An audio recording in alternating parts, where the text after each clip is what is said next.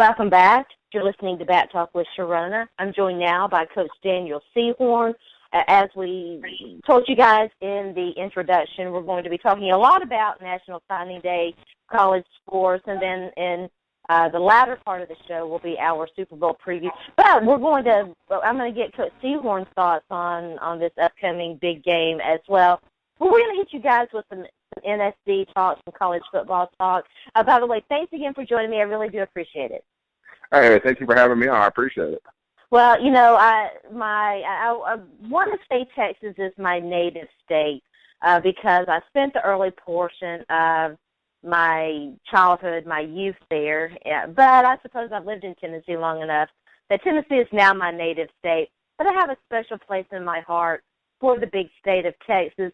It was a strong close for, and that pun intended, for my guy Chuck Strong. And so we're going to talk about that. And I want to get your thoughts on Kevin Sumlin. The last time we chatted, we were talking about Kyler Murray. Texas A&M came in very, very, very respectable. So let's go ahead and get started. Again, strong close for Charlie Strong. Give us your thoughts on that and how it went down. Oh, man. Well, I don't even know where to start with how Charlie Strong closed, but I can say this right off top. I've been following recruiting, college football recruiting now since about 2003, and what I saw Charlie Strong do down this final home stretch, I've never seen done. Yeah. So let's just put it that way. And see, the thing is, this is the thing people have to understand. I've over the past month, and actually really over the whole season, Texas has been the butt of a lot of jokes when it came to how many games they've won, how many they've lost, how they lost them, how their recruiting class was looking at certain parts of the cycle. It was only the big topic. And most recently, because now I work for HornSports.com, I contribute there, so I cover recruiting very avidly. So whenever we started seeing people pop up and, and having little snide remarks about how Texas class looked going into the past couple of weeks, a lot of us were over here just kind of laughing, like, do they not realize how strong this could potentially be on signing day for Texas? And and you know what the answer was? People didn't know. Yeah. And even us. Yes. Go ahead. Yeah. The coverage on Texas is funny anyway because you get a lot of people who don't really know the program or know what's going on trying to talk about it and trying to weigh in. At least that's my perception. Yeah, so that's definitely happened. But it was great. It was great for the program. It was great for Charlie Strong because, he feels like, it gets people off his back at least for a little bit. Now the point, you've got really two really successful recruiting classes in your program now. And now it's time to go down there and make things happen with the win. Who do you think is the most impressive pull? And give us a rundown on some of the, not necessarily based on stars, because as you and I both know, those stars don't mean anything when you hit the field. It's all about production and what you can do. What guys are you excited about, and what guys do you think fans should be on the lookout for? There's a few. But the two biggest ones, I think, even there was a lot of big ones yesterday, but the two biggest ones that I was most concerned about for Charlie Strong was Brandon Jones of Nacogdoches High and Eric Fowler of Manor. Now, here's the story about Brandon Jones. He for most of the cycle, he was a 5-star safety. He was rated the top safety in the country. He's Mr. Do-It-All back there. He played offense. He played defense. And what for me and some of my colleagues, we all agreed he's the closest thing to Earl Thomas that we've seen. Oh, yeah? Wow. Since. So that's the closest thing we've seen. That's exactly who he reminds us of. And he was probably the most important recruit in this cycle for Charlie Strong. Like last year we saw it was Malik Jefferson. This year it was Brandon Jones. This is the one that Charlie has to get to make a statement.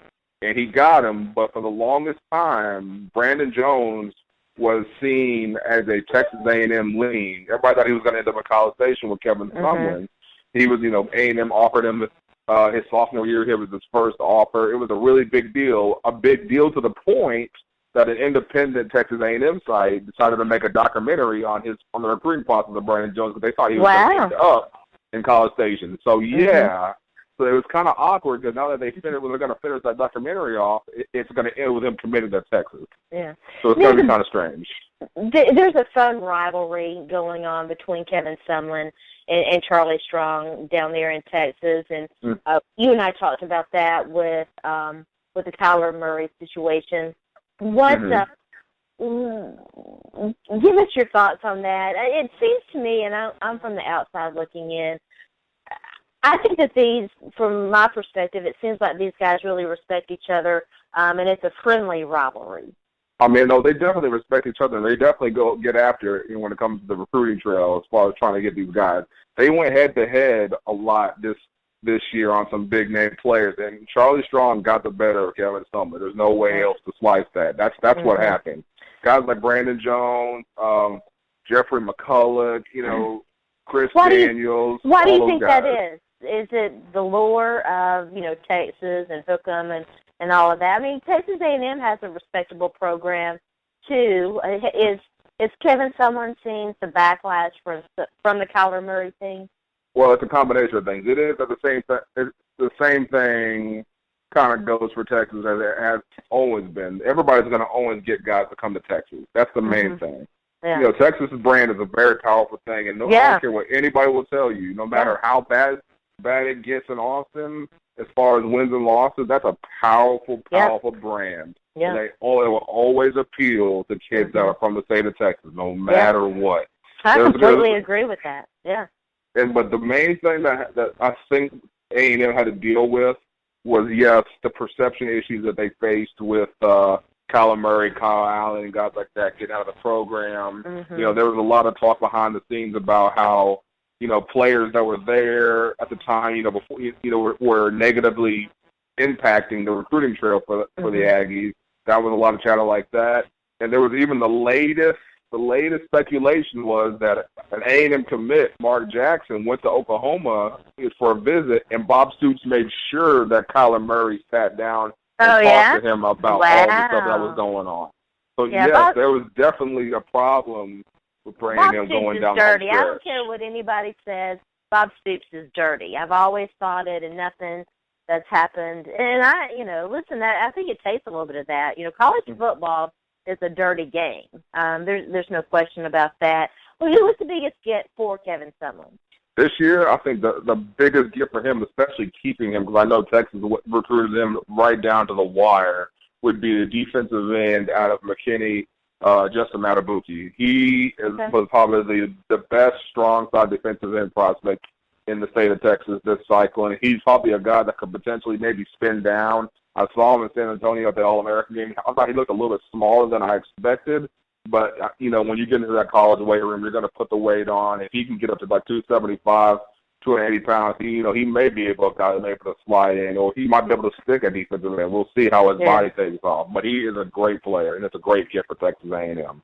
Here's a rundown, per Rivals, a rundown of the top recruiting classes. Again, all of this it has some subjectivity to it, but we do pay attention to it. Alabama coming in at number 1, Florida State, Ohio State, Michigan, Clemson, the big names, of this though, and you and I talked about Clemson before. What Dabo Swinney is doing, his recruiting and everything is pretty amazing. Even though Clemson has a respectable program. Yeah, absolutely. No, Dabo's been a recruiting machine, and the most important thing for Dabo is that's how they've been getting into Florida. That has been their lifeline. When you think about some of the guys, some of the ballers that they've had coming to that program, they are coming right out of the Sunshine State. So, guys like Sammy Watkins, Florida, C.J. Spiller, Florida. It's just on and on and on and on. Florida. They used to talk about Tennessee as wide receiver U, but Clemson has become wide receiver U. No question about it. I definitely 100% agree. When you're looking at the run that they've been on between Sammy Watkins, DeAndre Hopkins, Martavis Bryant, and the next one in line seems like to be Mike Williams when he comes back healthy next year. It just keeps on going. It's crazy. It is. It's pretty amazing. LSU, Mississippi, USC, Auburn, a lot of SEC schools. Georgia rounding out that top 10. Then you've got UCLA, Notre Dame. Notre Dame's an interesting school. And then Texas coming in at 13, as we were talking. Florida at 14, and my school, Tennessee, at 15. Texas A&M just barely outside that top 15 class at 16. But it's those are the heavyweights. They're really, to me, there's not all that many surprises there. All of those schools were going to do pretty well, based on their history. They were going to do pretty well. And so I didn't really see any surprises in that group. Yeah, I think there was the potential surprise in everything, I think, was the University of Houston, depending on which, class rankings. They lost a big time recruit yesterday in Tyree Cleveland when he decided to go to Florida instead of staying home and going to Houston. But all in all, Tom Herman did a great job this cycle. They got their first 5-star player ever in the history of the school, Ed Oliver, who is an absolute monster, monster. If you love the big guys in the trenches, you need to know who Ed Oliver is. He is going to be a 3-and-done. Listen to what I'm saying. He is a baller. He is great, and he is going to absolutely tear it up in that conference. The dude is borderline unblockable. Yeah, per rivals, Houston came in at 44. It is interesting, and I was going to ask you about Tom Crean, because when you look at what Houston has done, the final AP poll has Houston. They're at number 8. Consensus number 8 between the AP top 25 and the coaches poll. We'll give you a rundown of that. The final rankings for 2015, Alabama, of course, winning the national championship, number 1. Clemson, 2. Stanford, Ohio State, Oklahoma, Michigan State, TCU. And then, as we mentioned, Houston at number 8. 9 and 10 are the only two that flip-flop between AP and coaches. And AP had Iowa 9 and Ole Miss 10. The coaches poll had Ole Miss 9 and Iowa 10, but really not any surprises there. Tom Crean is a guy that does seem to overachieve with the talent that he gets. Oh yeah, Coach Herman's done a great job. I got to give it to the man. The man had, all in all, in 2015, the man had an outstanding year. Yeah. What do you do? You use your third-string quarterback to win the first inaugural college football playoff, and you win a national championship. You get the Houston job. And you absolutely almost run the table there, and you win the conference championship, and then you go and upset Florida State in the Peach Bowl. How can you top that? Crazy. I know, it's crazy. That? Yeah.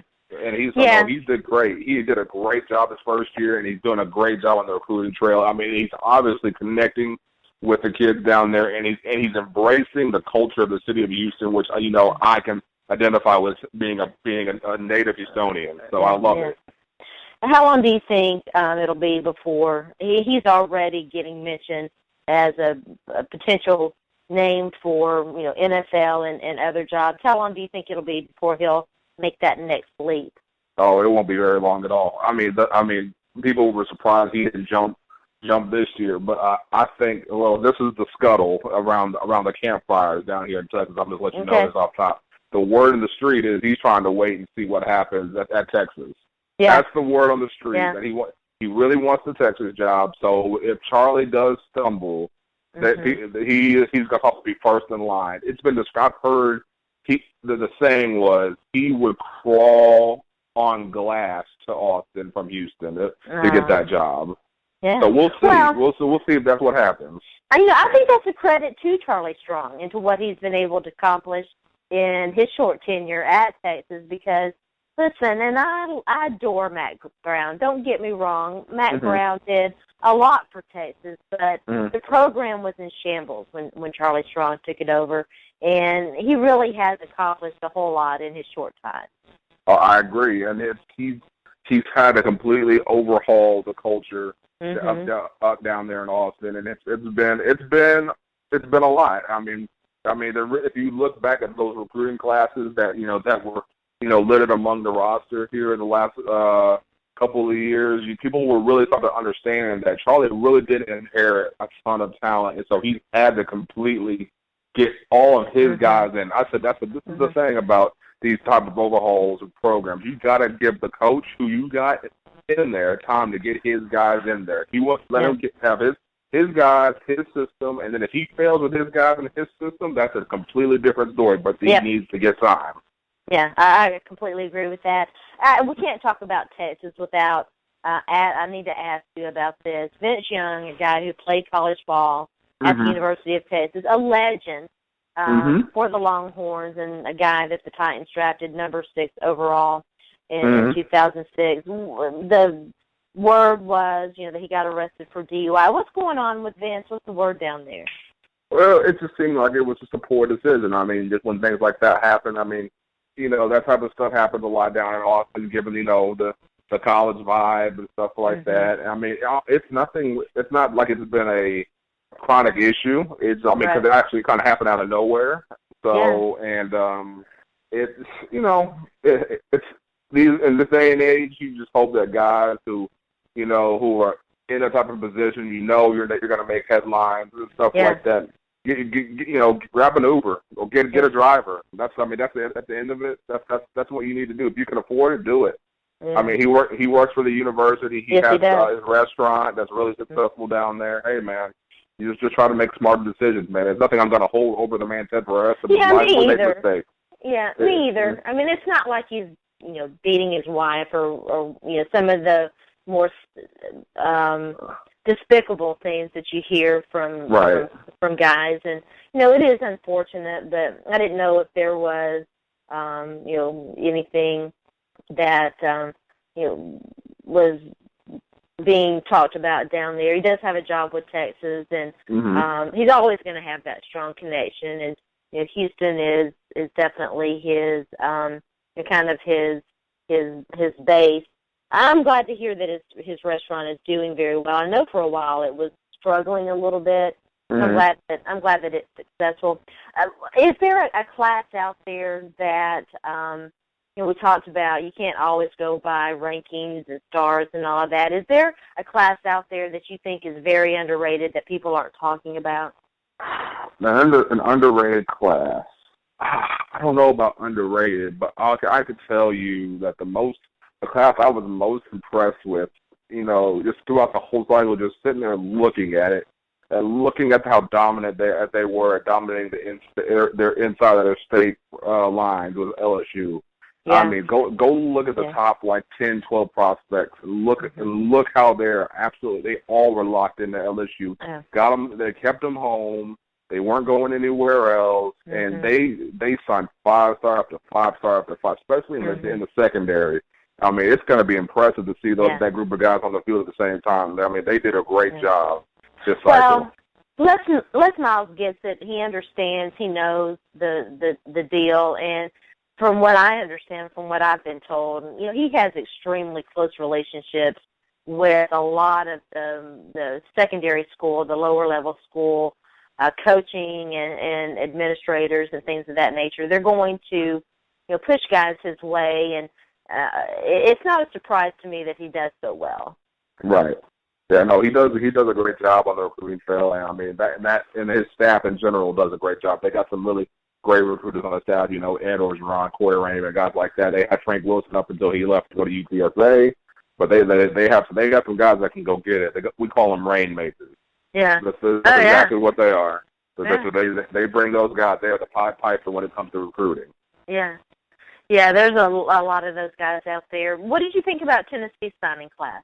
Oh, Butch is not having a problem reeling them in now.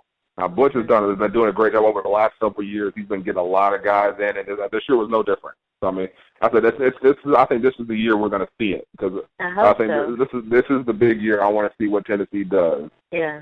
Well, so go ahead. We've been kind of calling it on this show today. The guys from Feels Like 98 are joining me on this podcast. We're calling it. Vince Jones has to win the East this year. Yeah, that's it. I mean, I thought last year, with all things considered, Dobbs, you had Hurd and Kamara, and you had all the receivers and everything like that. You had the young pups that were out there on the defensive line. Actually a couple of really good pass rushers. It seemed like it was all there. So I want to see what they can do. I said, and with the East kind of being, I'm not going to say it's deficient as far as good teams, but it's there for the taking. It's up for the taking. Yeah, it's up in the area. So, it's definitely there. Mm-hmm. So if there's a good team in that East, they have every chance to come out of it. They've got a tough schedule, though. They've got a tough stretch in the SEC that culminates with Texas A&M, and so it's not. Even though they should be definitely improved, and it seems to be, at least on paper, their year. They've got a tough schedule. So, and you and I, we've talked about this. The SEC is a gauntlet. Yes. It's an absolute gauntlet. What do you think? There's a lot of talk about Ole Miss and what's going on, Mississippi State, what's going on in Mississippi. What do you make of all of that? As far as what's going on, do you just talk about their recruiting, or the recruiting stuff, and they're being investigated and all that. Well, I don't want to speculate too much, but I'm not going to sit here and act like that I haven't heard the whispers. Yeah. Where there comes a thing going on down in Oxford. Now, if it's time will tell if things get proven. Mm-hmm. But obviously the stuff that happened with Larry Betanzo this year early on, they had him sitting out several games. Mm-hmm. But it's become to the point now where I've heard that several, not just people on the outside of the conference are wondering what the hell is happening, but people within the conference are now starting to wonder, like, what are they doing? Yeah. So when you have schools like Alabama, Florida, places like that, starting to kind of point their finger at you, you might want to reevaluate what's going on. Uh-huh. Yeah, it's interesting. I suspect that they will impose the school itself will impose some sanctions, and do some internal stuff, and we'll see what the NCAA does. Listen, it goes on, right? We're big boys here. We're big boys and girls here. We know the deal. I got to ask you about the big game, the other big topic for this show. Super Bowl 50, Carolina Panthers, Denver Broncos. Did it come down to the two teams that you expected, or were you just surprised? Well, I thought the Patriots were going to be on the other side, but I think Carolina is definitely probably the most complete team in NFL right now from an offensive standpoint. So defense, they got their key contributors, like Kuechly at linebacker, shutdown corner, and Josh Norman. Then you got Cam Newton, obviously. And they did all this without Kelvin Benjamin, who blew in the camp. So that's only thing I was thinking about, like, man, could you imagine what their offense would have looked like with Kelvin Benjamin out there? Mm-hmm. So it's pretty crazy to think about. Yeah, it is, and I agree. I think that the Panthers are the more complete football team, but as I've told you before, Vashti Hurt and I sat down with another another woman who covers the Denver Broncos, and did a Super Bowl show that we'll be playing on this podcast. It was a video chat. We're going to post that to my YouTube channel. It would be a great story if Peyton Manning did win, and if he was able to retire with that, big win behind him. Don't you think? I think football fans in general could pull for something like that. No, absolutely. I think that would be a great story. I think everybody would like to see Peyton go on a high note. Knowing that he's kind of struggled when he's made it to the Super Bowl, and knowing that his health has kind of declined on him, and it kind of made things tougher down the home stretch. It would be. He's been chasing that second one for a long time and come up short. Yeah, it would be the storybook ending. Yeah. What are the matchups that you're most interested in this game? Ooh, I think it's going to be. I'm going to guess that Demaryius Thomas versus Josh Norman would be probably a pretty good one. Yeah. Mm-hmm. Yeah. Yeah. It's so funny. We talked about Demaryius Thomas too. I love the guy. He's a great wide receiver. He's had his struggles this year. Another matchup we talked about, Michael Orr versus DeMarcus Ware. DeMarcus Ware having just such a fantastic year, and I love the guy so much. And it's fun to see guys like that. And and Cam Newton, what can you say about Cam? The phenomenal year that he's had. What do you make of all the we talked about this. People seem to either love him or hate him. What do you make of all the brouhaha surrounding Cam Newton? I think it's stupid. I mean, plain and simple. I mean, it's like, here's the thing. Here's the thing, guys. Football is a game. At the end of the day, it is a game. Yeah. The man plays. He plays the game like a big kid, like you know, like we all did when we were playing it out, like it's out in the freaking park or out down in the field down the street from your house. I said, and he plays the game the right way. He has fun. He plays it with a smile on his face. I mean, you don't hear him getting into trouble off the field, doing anything dumb. I mean, he's in fact, a great you hear leader. the opposite. He's giving footballs to kids. You know, he's going to hospitals. He's having fun and doing everything the right way, and he still gets paid. It's amazing to me. It's people want to find a problem. I mean, it's the thing. It happens to everybody. Even if you're like a good guy, stand-up guy, people will find something to nitpick you about. And with Cam, it's the celebrating and having fun. I'm like, hey guys, here's the thing. It's hard getting in the end zone in the NFL. So why not have a good time when you get in there? Why not? Yeah. That's something to be proud of. I know. There's a lot of people out here in the world that sure as hell could not go out and score a touchdown in the NFL on a Sunday these days. So I don't blame those guys for getting hype about getting. I don't either. It's football. It should be fun. He's having fun. I wish everybody would ease up. Great stuff. Tell everybody out there where they can find you on social media and find your work. Yeah. Well, y'all can find me at Coach Seahorn on Twitter. And like I said earlier, it's like I cover recruiting for hornsports.com, so you can find me there as well. All right. Thanks again. Have a great evening. And thank you for having me. You too. All right. Bye-bye.